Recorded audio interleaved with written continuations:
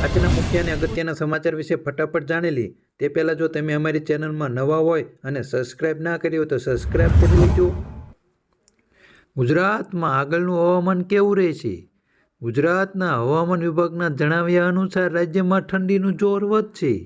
ગુજરાતના દરિયાકાંઠે ઉત્તર પૂર્વના પવન ફૂંકાશે। આ સાથે પવનની ગતિ પ્રતિ કલાકે 30થી 40 કિલોમીટરની ઝડપી રહેવાની શક્યતા હવામાન વિભાગ દ્વારા વ્યક્ત કરવામાં આવી છે। રાજ્યમાં આગામી 5 દિવસ વાતાવરણ સૂકું રહેશે। વરસાદની કોઈ પણ શક્યતા નથી। તાપમાન 2 થી 3 ડિગ્રી ઘટાડો થઈ શકે છે। આગામી 5 દિવસ તાપમાન યથાવત રહેશે, એટલે કે હાલમાં 2 દિવસ પછી ઠંડીમાં વધારો થશે તેવું હવામાન વિભાગ દ્વારા જણાવવામાં આવ્યું છે। હાલમાં વરસાદની પણ કોઈ શક્યતા નથી વ્યક્ત કરવામાં આવી। આગળના અને મહત્વના સમાચાર વિશે ફટાફટ જાણી લઈએ। ચૂંટણીને લઈને મહત્વના સમાચાર સામે આવ્યા છે। લોકસભા 2024ને હવે ગણતરીના દિવસો બાકી છે।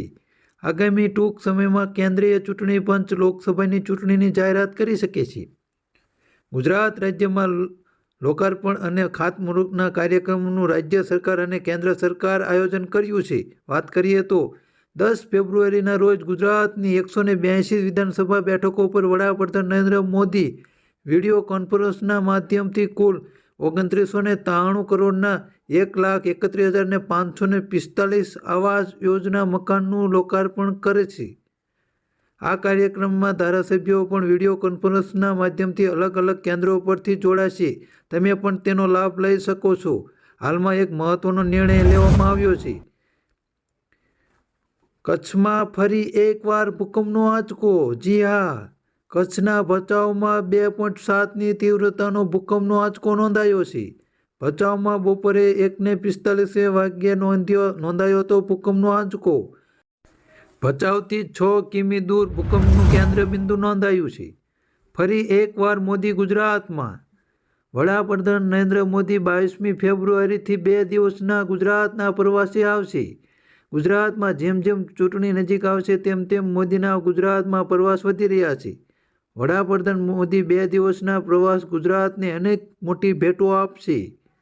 તેઓ રાજકોટમાં નવનિર્મિત એમ્સ હોસ્પિટલનું પણ ઉદ્ઘાટન કરી શકે છે। સૂત્રોના જણાવ્યા અનુસાર વડાપ્રધાન નરેન્દ્ર મોદી ઓખા બેટ દ્વારકા સિગ્નેચર બ્રિજનું પણ લોકાર્પણ કરી શકે છે।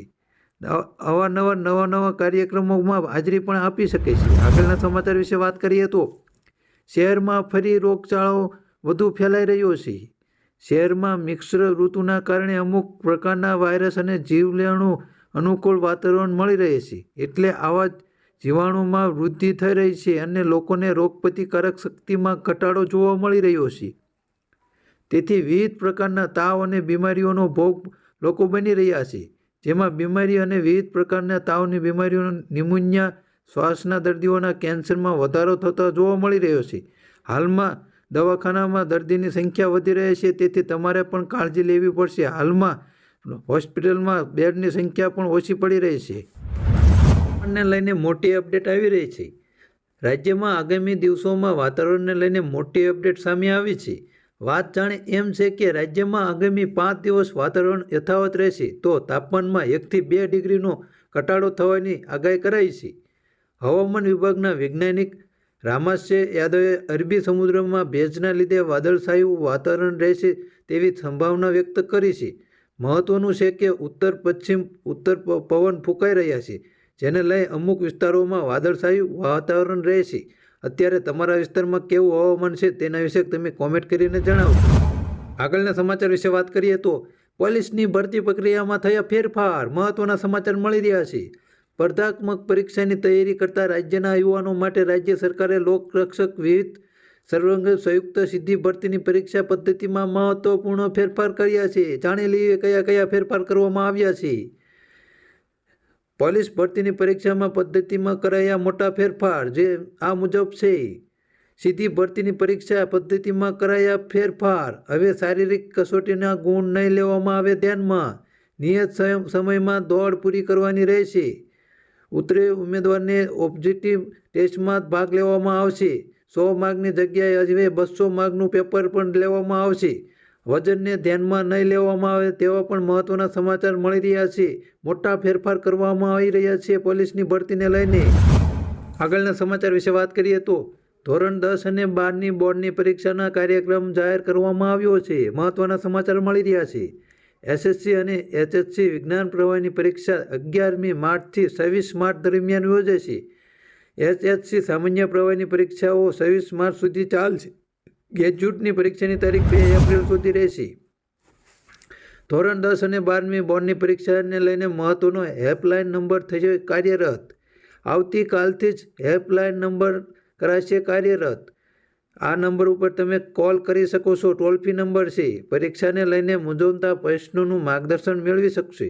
વાલીઓ અને વિદ્યાર્થીઓ પણ કોલ કરી શકે છે. સવારે 10થી સાંજે 6 સુધી અલગ અલગ વિષયના એક્સપર્ટ આપને માર્ગદર્શન આપવા માટે તૈયાર બેઠા છે. તમે એક કોલ કરીને તમે માર્ગદર્શન મેળવી શકો છો. આગળના સમાચાર વિશે વાત કરીએ તો નોન સ્ટોપ ઇન્ડિયા ટીમ ઇન્ડિયાએ એક નવી સિદ્ધિ હાંસલ કરી છે. અંડર-19 વર્લ્ડ કપ 2024માં ભારતીય ટીમ ફાઇનલમાં એન્ટ્રી.